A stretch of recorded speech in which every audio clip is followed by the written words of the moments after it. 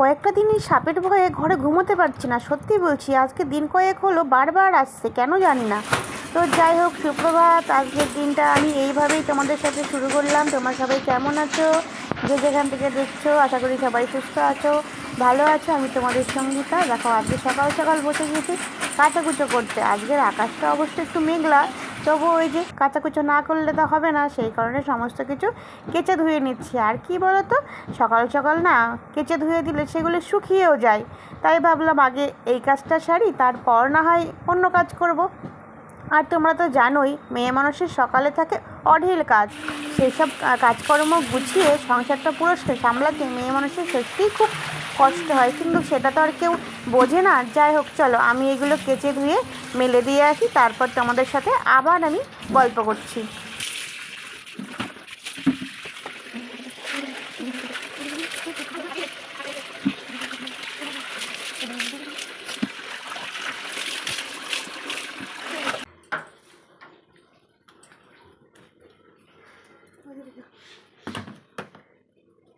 এই শোভাগুলো পায়ের তলায় পড়লে পা চলবে না। ওই দিকে যা,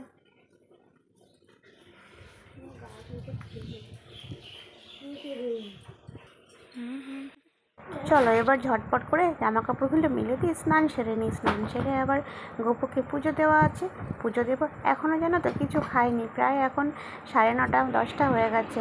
স্নানটা সেরে এবার পুজোটা দিয়ে কিছু খাবো, তারপর ওই যে আবার পুজোতে পড়ানো আছে। তোমরা তো জানো আমার একটা ডিউটি আছে, আমি সেটা যাই রোজ 11টা থেকে। দেখো, স্নানটা সেরে নিলাম, তারপরে আমার গোপুসোনাকে স্নান করিয়ে জামা পরিয়ে নিচ্ছি। চলো পুজোটা সেরে নিই।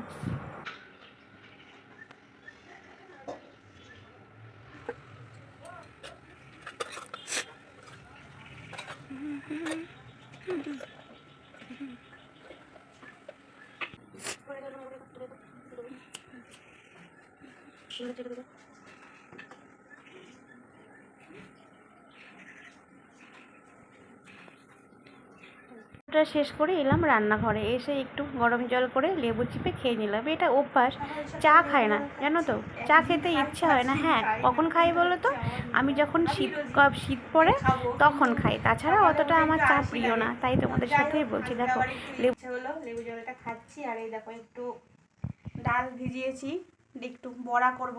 এই দেখো, পেঁয়াজ কেটেছি, এদিকে লঙ্কা আর পেঁয়াজ, আর এখানে হচ্ছে একটু ডাল,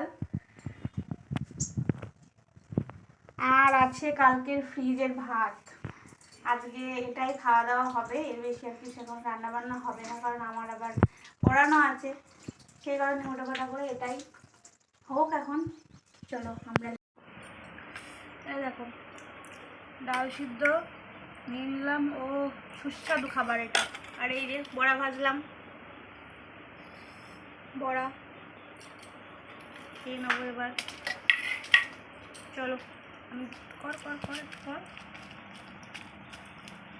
একটু ডাল সিদ্ধ দিয়ে মেখে বড়া নিয়ে নিলাম একটু। এখন কথা বলবো,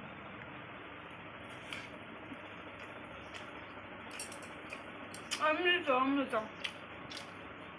চলো আমরা খেয়ে নেই, তারপরে ভিডিওটা আবার কন্টিনিউ করবো।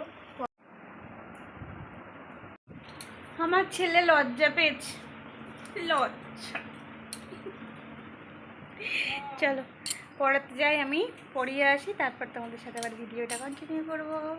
চলো, এটা ছিল আমার বিকেলবেলার টিফিন। আসলে না, সেই সকালে খেয়েছি, খেয়ে দিয়ে গিয়েছিলাম পড়াতে, তারপর কিছু আর খাওয়া হয়নি। এসে একটু চরম ঘুম দিয়ে দিয়েছি, একদম লম্বা 3 ঘন্টা ঘুমিয়েছি। তারপর উঠে খিদে পেয়ে গেছে, কি খাবো। তখন আবার দেখলাম ফ্রিজে কতগুলো ফল আছে, সেগুলো দেখো নষ্ট হয়ে যাচ্ছে। এই কারণে আমি খেয়ে ফেলছি, অনেক কদিন আছে ফ্রিজের মধ্যে, ওই কারণে ভাবলাম খেয়েই নিই, যে টাইমটাই হোক না কেন। এখন এই আঙুরগুলো না দারুণ মিষ্টি, জানো, দেখো কতটা লম্বা লম্বা আঙুরগুলো,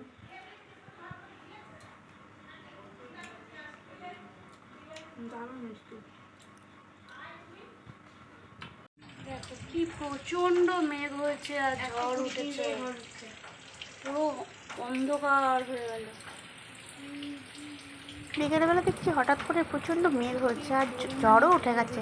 ছেলেকে বললাম জামা কাপড়গুলো নিয়ে আয় তুলে, ও নিয়ে আসতে গেল আর তারপরেই ঘটে গেল দেখো কি ঘটনা। ঘরের কোণার মধ্যে ঢুকে গিয়েছিল একটা সাপ, জানো? সেটাকে গেলাম তাড়াতে, দেখছি কি সাপ জানি না, তোমরা দেখো তো সাপটাকে চিনতে পারো কি না? কেমন ছুটে দৌড়াচ্ছে দেখো, ঘরের মধ্যে ঢুকেছে। আমি তো অবাক, জানো, 3-4 দিন ধরে এই সাপটা খুব জ্বালাচ্ছে। এ শুধু একা নেই, এর সাথে আরও এর ভাই বোন সবাই আছে, জানো, একসাথে আসে সবাই 3-4টে। যাই হোক, ওটাকে তাড়িয়ে দিয়ে রাতের খাবারের জন্য আমরা প্রস্তুতি নিচ্ছি। ভিডিওটা তোমাদের কেমন লাগলো অবশ্যই আমাদের জানিও, আর তোমরা ভালো থেকো, সুস্থ থেকো। আজকের মতো টাটা।